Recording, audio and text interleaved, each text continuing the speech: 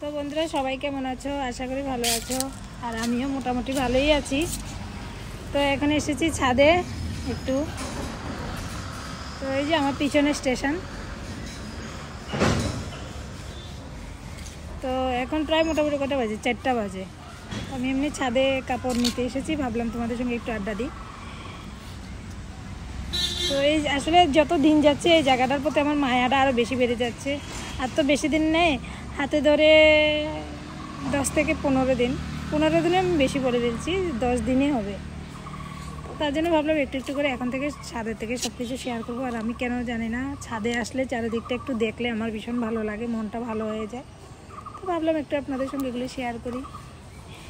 তো ঠিক আছে, তাহলে আবার পরে দেখা হবে। আমি পুরো কাপড়গুলো তুলে নিই।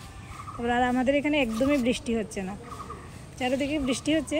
আমাদের আগরতলাও কিন্তু অনেক বৃষ্টি হচ্ছে, কিন্তু এখানে লামডিংয়ে বৃষ্টি একদমই নেই, আরও বেশি গরম। তার জন্য আর রিলস বানাতে ভালো লাগে না, এমনিতেই মন মানসিকতা ভালো নেই একদমই। তারপরও আর কীভাবেই বানাবো, কিন্তু ইচ্ছে করে না।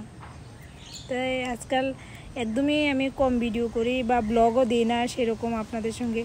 তো এখন থেকে আমি যেহেতু জিনিস গুছানো শুরু হবে, তখন থেকে একটু একটু করে আপনাদের সঙ্গে ব্লগগুলো শেয়ার করব।